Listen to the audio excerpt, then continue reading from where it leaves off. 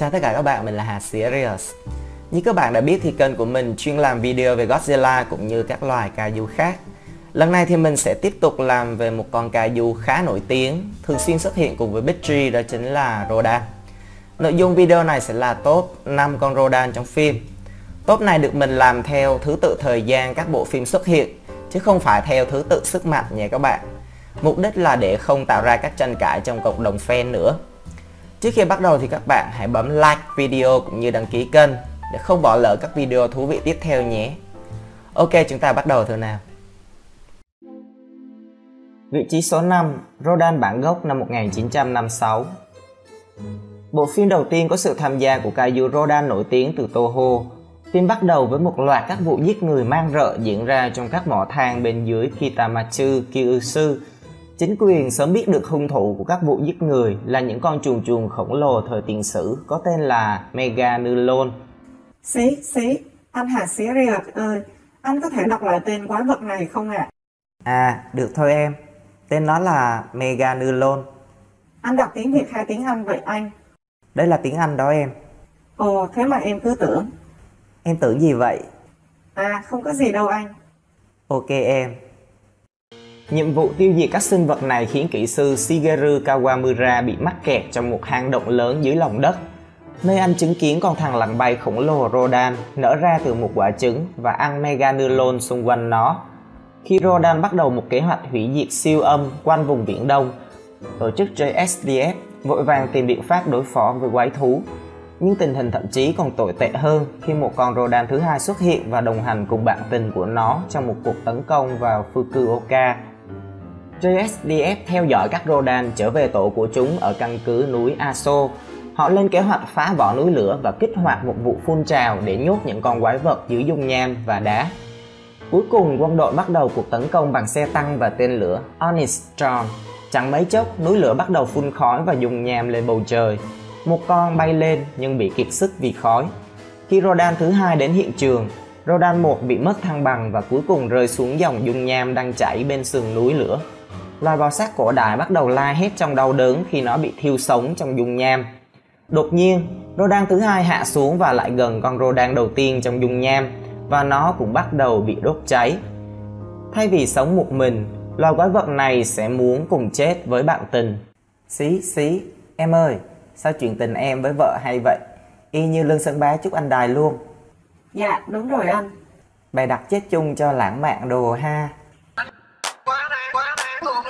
Vị trí thứ tư, Showa Rodan, xuất hiện trong các phim từ năm 1964 đến năm 1975. Rodan chính là một con Pteranodon đã sống sót trong một quả trứng bên dưới núi Aso trong 200 triệu năm. Bức xạ từ thử nghiệm hạt nhân thấm vào hang chứa trứng của Rodan, kết hợp với việc nhiệt độ toàn cầu tăng và khí núi lửa tích tụ khiến nó nở ra sau khi được khai quật. Người ta vẫn không biết chính xác làm thế nào mà Rodan trở nên khổng lồ, vì các nhân vật trong phim đã nói rằng sinh vật này lớn hơn nhiều so với bất kỳ con Pteranodon nào được biết. Mặc dù bức xạ hạt nhân được cho là nguyên nhân đánh thức Rodan, nhưng không có gì khẳng định được rằng bức xạ đó đã khiến nó đạt kích thước khổng lồ, ít nhất là trong loạt Showa. Năm 1964, 8 năm sau khi hai con Rodan được cho là bị chết trong vụ cháy núi Aso, sự tích tụ của khí nóng trong núi lửa đã đánh thức một con Rodan từ miệng núi lửa. Danh tính của con Rodan này khá mơ hồ. Người ta không rõ liệu đó có phải là một con Rodan còn sống từ năm 1956, hoặc nó cũng có thể là một trong những đứa con của cặp bố mẹ. Đúng là con trai của ta.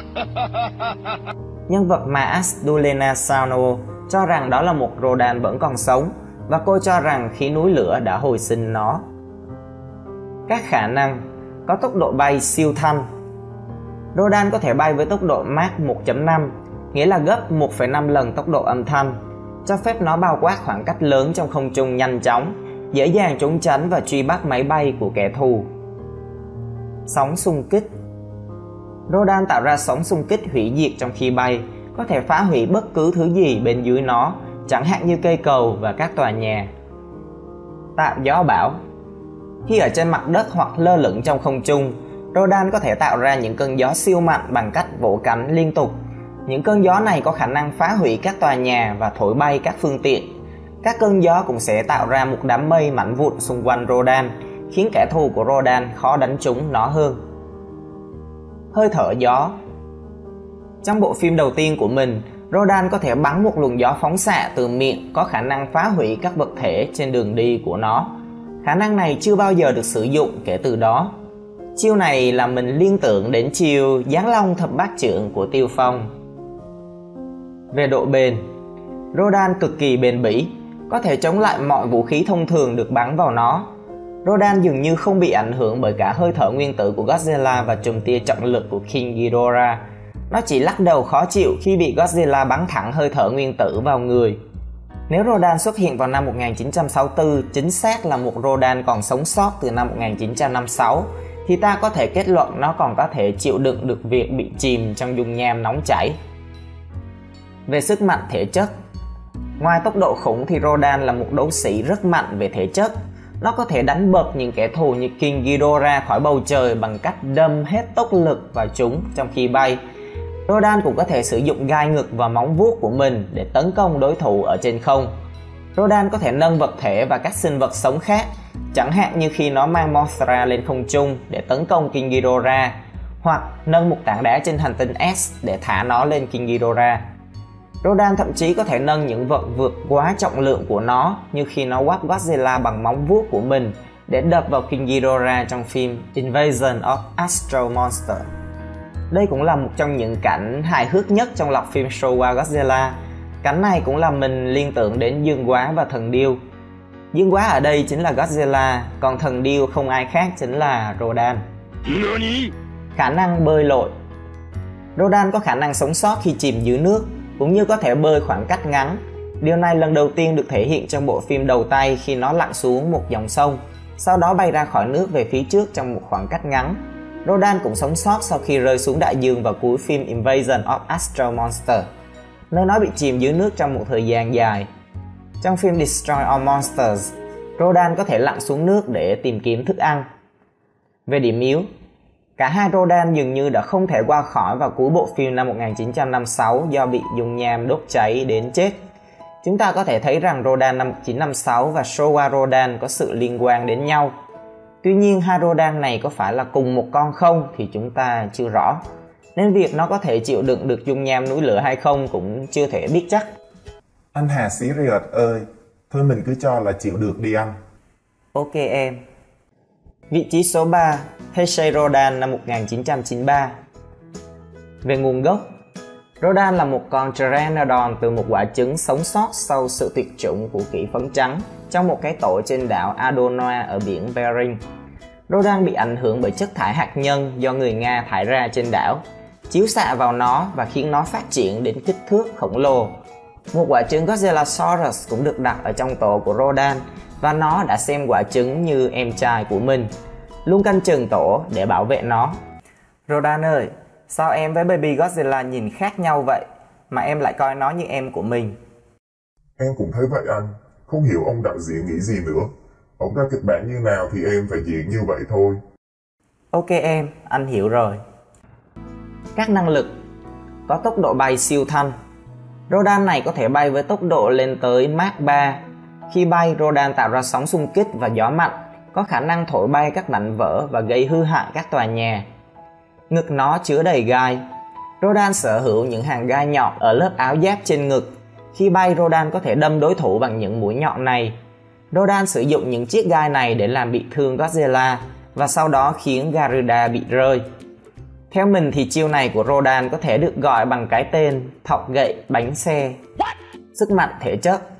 Cách tấn công của Rodan dựa chủ yếu vào tốc độ, nhưng Rodan vẫn có khả năng chiến đấu cận chiến tốt. Rodan sử dụng cái mỏ của mình để tấn công cả Godzilla và Mechagodzilla, thậm chí còn có thể vô hiệu hóa tạm thời mắt phải của Mechagodzilla. Nó cũng có thể sử dụng đôi cánh của mình trong chiến đấu, thể hiện khi Rodan đập Godzilla bằng đôi cánh trong khi đang bay, khiến Godzilla ngã cắm đầu xuống đất. Về độ bền, Rodan có độ bền khá cao, có thể sống sót sau nhiều cú bắn trực tiếp từ hơi thở nguyên tử của Godzilla và lựu đạn plasma của Mechagodzilla. Tuy nhiên khi các cuộc tấn công lặp đi lặp lại thì sẽ khiến nó bị thương nặng. Rodan cũng chịu được các đòn tấn công vật lý của Godzilla như siết cổ, giẫm đạp và quất đuôi. Vâng, Godzilla đánh nhau không khác gì một võ sĩ MMA cả. Khả năng phóng tia Uranium Hit Beam. Ở trạng thái Fire Rodan, Rodan có thể phun ra từ miệng một chùm nhiệt phóng xạ tương tự như hơi thở nguyên tử của Godzilla. Tuy nhiên đòn này không có tác dụng lên Mechagodzilla, do lớp phủ kim cương tổng hợp của robot đã hấp thụ tia này. Sao đạo diễn bất công với em quá anh Hà ơi? Bất công như nào em? Mãi em mới lên được form mới, có tuyệt chiêu mới. Em bắn được tia năng lượng mà nó lại không có tác dụng gì hết kìa. Ha, thôi em ráng chịu thôi chứ biết sao giờ. Khả năng truyền năng lượng. Fire Rodan có thể chuyển sinh lực của mình vào những sinh vật khác, chữa lành vết thương nghiêm trọng và cung cấp cho họ một sức mạnh khổng lồ. Rodan chỉ thể hiện khả năng này một lần, khi nó hồi sinh Heisei Godzilla và chữa lành bộ não thứ hai của Ghost. Cuối cùng nó đã chết sau khi thực hiện việc này. Không chỉ bộ não thứ hai và khả năng đi lại được phục hồi, Godzilla còn sở hữu thêm một khả năng mới rất mạnh, đó là bắn tia nhiệt xoắn ốc màu đỏ. Tia này phát ra nhiệt độ đủ lớn để làm tan chảy áo giáp kim cương tổng hợp của Super Mechagodzilla. Khả năng thần giao cách cảm. Rodan có thể giao tiếp kiểu thần giao cách cảm với đứa em nuôi là Baby Godzilla, cho phép nó xác định vị trí chính xác của Baby Ghost và đến giải cứu bất cứ khi nào cậu nhóc cần. Rodan cũng được truyền sức mạnh tâm linh từ bài hát mà các cô gái ngoại cảm tạo ra. Các điểm yếu.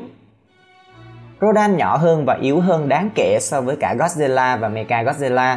Mặc dù có thể cận chiến với cả hai kẻ thù này, nhưng Rodan bị thương nặng khi chúng bắt đầu sử dụng các đòn tấn công bằng hơi thở nguyên tử hoặc bắn tia năng lượng. Rodan cũng bị áp đảo trong khi cận chiến với Godzilla. Godzilla chỉ cần nắm lấy cổ họng của Rodan và bóp cổ khi Rodan cố gắng vỗ vào mặt Ghost. Tia nhiệt Uranium của Fire Rodan hoàn toàn vô dụng với Mechagost. Mechagost còn hấp thụ plasma từ đòn này để cung cấp năng lượng cho chiêu lựu đạn plasma. Chiêu này đã tạo ra một vết thương chí mạng trên ngực của Fire Rodan. Rodan cuối cùng đã bị chết khi chuyển sinh lực của mình vào Godzilla. Rõ ràng trong phim Godzilla vs Mechagodzilla 2 thì Rodan chỉ là một nhân vật phụ chứ không hơn, bị dìm từ đầu đến cuối và cuối cùng làm công cụ để boost năng lượng cho nhân vật chính là Heisei Godzilla.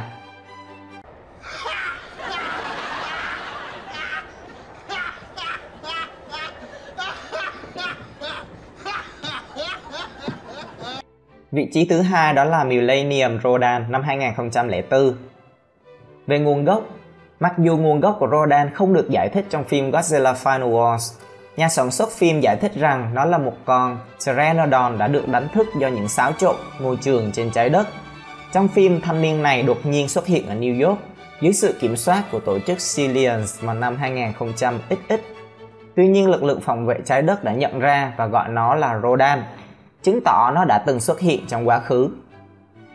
Các khả năng: tốc độ bay siêu thanh. Rodan có thể bay với tốc độ siêu thanh. Nó sẽ để lại dấu vết phá hủy của việc bùng nổ âm thanh trên đường bay của nó. Rodan có thể phá hủy máy bay hoặc các tòa nhà chỉ bằng cách bay qua chúng, gây ra cả chấn động âm thanh, có thể kích nổ tên lửa trước khi chúng có thể tiếp cận nó. Có nhiều gai trên ngực. Rodan có thể khiến Godzilla choáng váng bằng cách bay đến và đập gai trên ngực vào nó. Những điểm yếu: lúc bị đầu của Kinshasa hút vào thì Rodan vẫn có thể tỉnh táo. Tuy nhiên sau khi bị Anguirus va chạm từ cú quất đuôi của Godzilla thì nó đã hoàn toàn bị đánh gục. Vâng, các bạn có thể thấy là phiên bản Rodan này cũng không có nhiều khác biệt với Showa Rodan. Nó thậm chí còn có rất ít đất diễn và thể hiện sức mạnh cực kỳ yếu trong phim Godzilla Final Wars.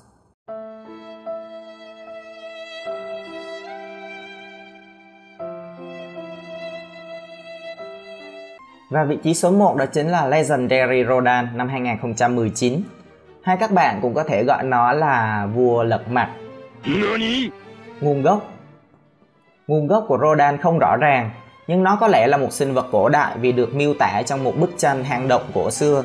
Những bức tranh tương tự với Godzilla, Mothra và King Ghidorah cho thấy Rodan có thể đã xuất hiện cùng chúng trong quá khứ hoặc được tiên đoán sẽ xuất hiện trong tương lai.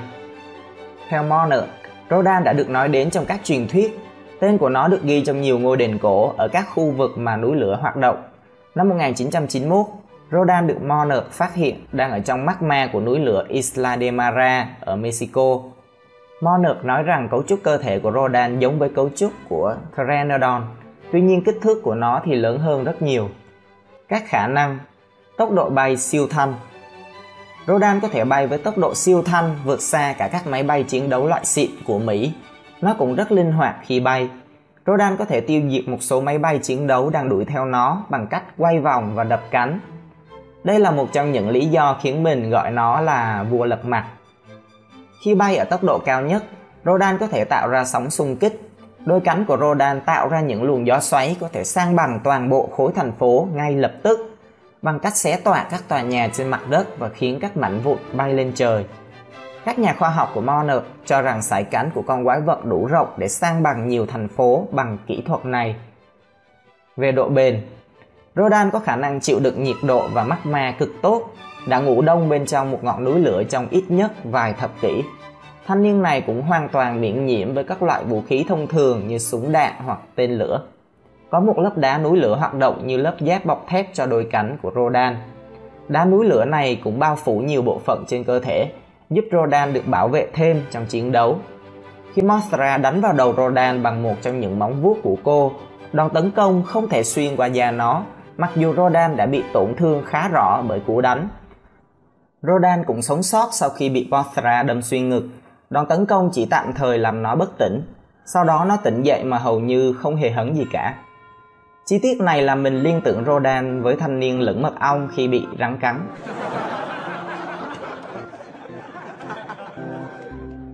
Tuy nhiên, Rodan đã nhanh chóng bị hạ trong trận chiến với King Ghidorah. Ngụy Vương chỉ sử dụng một đòn bắn trùm trọng lực là đủ cho nó gục. Có cơ thể chứa magma.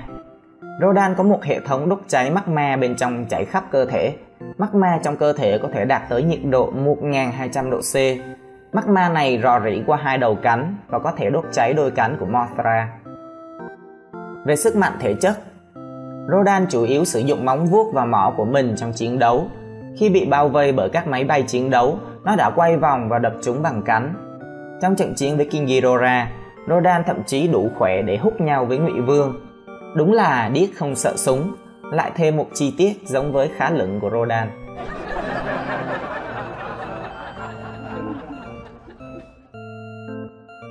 Khả năng làm phun trào núi lửa. Trong tiểu thuyết điện ảnh chính thức Godzilla King of the Monsters, họ nói rằng Rodan có thể khiến núi lửa phun trào chỉ bằng cách bay qua chúng.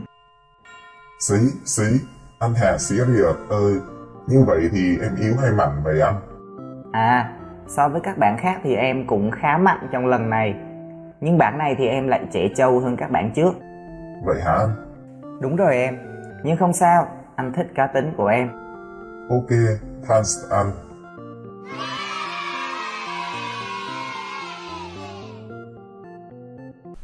Ok, như vậy là nội dung top 5 Rodan trong phim ảnh đã hết. Chủ đề Kaiju vẫn luôn là một chủ đề thú vị để kênh của mình khai thác. Các bạn nhớ bấm đăng ký kênh nếu đây là lần đầu tiên các bạn xem video của mình nhé. Đồng thời hãy comment chủ đề mà các bạn muốn mình làm trong các video tiếp theo.